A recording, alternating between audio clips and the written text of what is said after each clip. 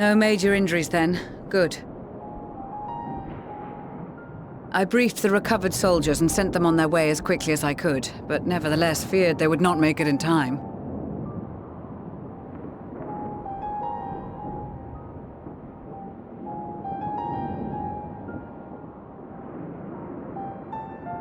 The additional support was invaluable.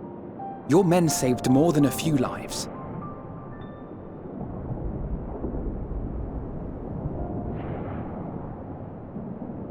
Though not all, I regret to say.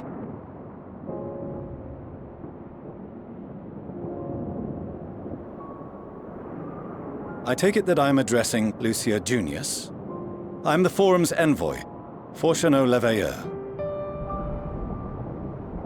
And you are owed an explanation for these most dire developments.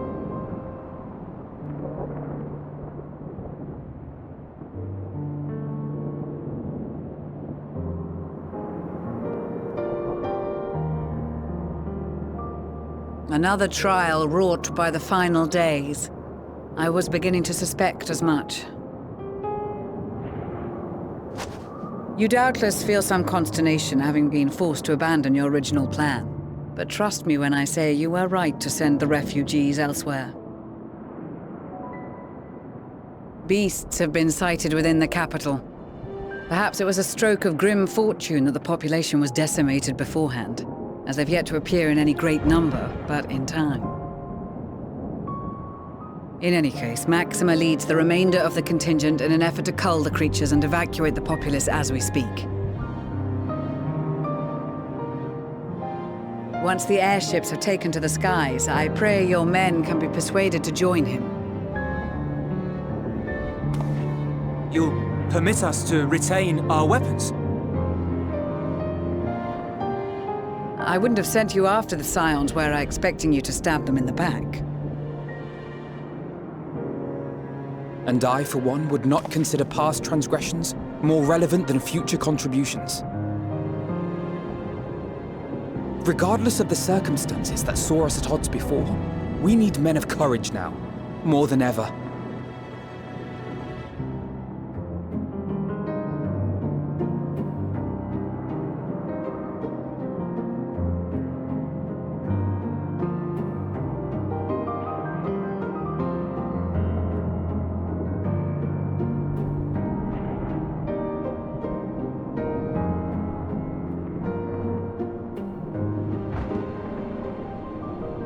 We swore to defend Garlemald, and so we shall.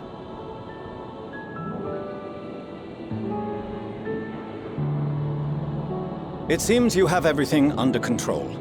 You will excuse me then, for mine own duties await. A moment, Master Fortuneau. You did desire to express your appreciation for services rendered, did you not? I did. Though if you intend to again ask that Charlian alter its course, you will find my gratitude insufficient. 'Tis nothing so onerous. I wish to hear the details of this grand endeavor of yours.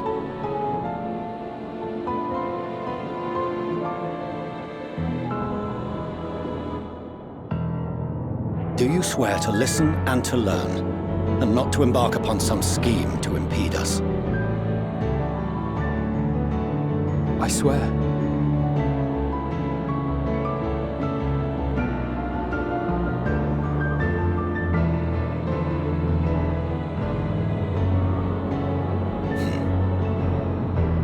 Any other I would doubt, but you I trust to keep your word. For not once have you broken it. Very well. I will request that the Forum make you privy to our plans. You may await our summons at the Baldessian Annex, assuming the decision is in your favor. Does that suffice? It does. You have my thanks. Excellent. You can regale us with tales of your most recent sojourn to the First while we wait.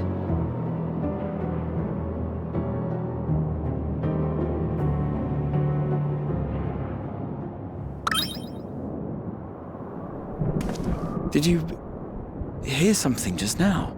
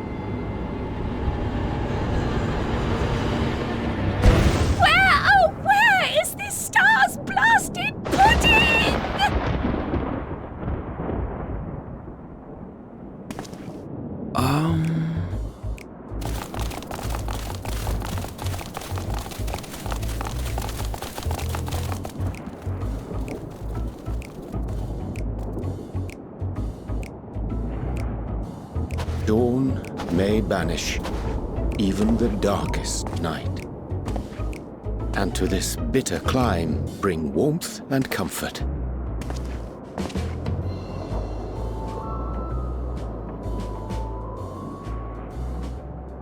'Tis heartening to see such an assembly upon my return. I thought often of you whilst I looked down upon our star's brilliance from the moon above. Yes, but what are you doing here? And dressed like that? Aren't you cold? Verily, I fear for my health should I proceed to expound upon our purpose ere I procure more suitable garments. Then allow me to summarize. We're here because none of you lot are up there. Nor has anyone deigned to send word about any changes in the plans. It's rude, is what it is. At least that's what I thought at first, but then folks got to wondering if you weren't in a spot of bother, so we decided to take matters into our own hands.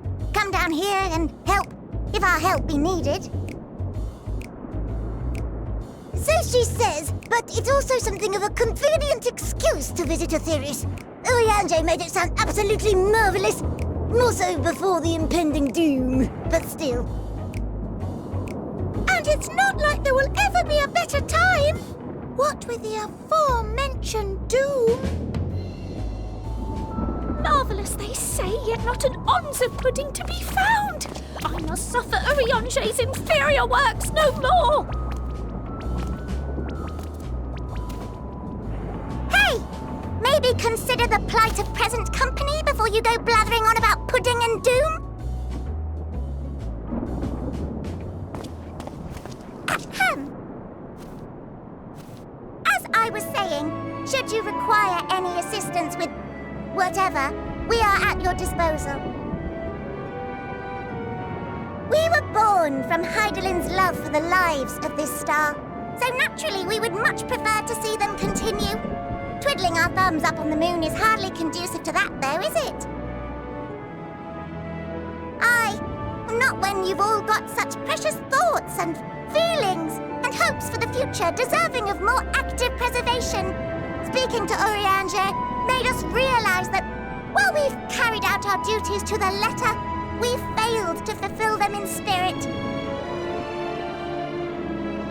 From there, it was just a hop, skip, and a jump towards resolving to do better. So please, show us how. Help us help you.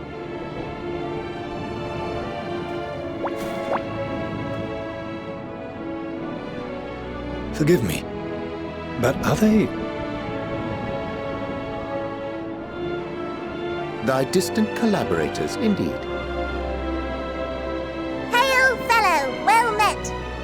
You'd be a member of the Forum, would you?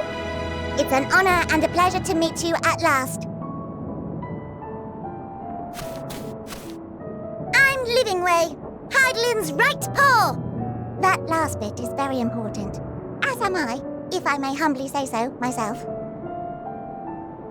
I bid you welcome to our star, Livingway.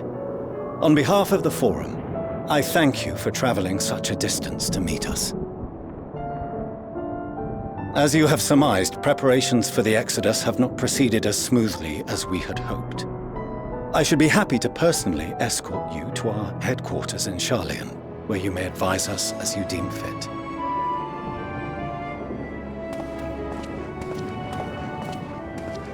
'Twas with reluctance that I set aside the great work of readying the moon for habitation. Be assured that I did so only after the Loperids made plain their earnest desire to come hither, and I myself felt a growing certainty that their contributions here would prove invaluable. 'Tis trite, perhaps, but I followed my heart.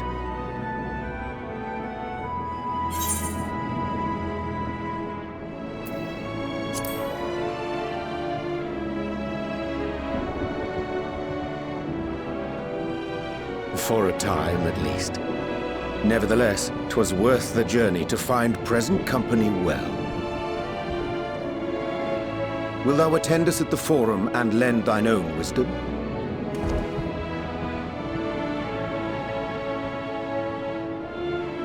If that's all quite settled, can we start moving before Urianger catches his death? Even I'm freezing out here. Oh, I dare say you'll warm up quickly once you're aboard the airship. Sat shoulder to shoulder with our fur-covered friends.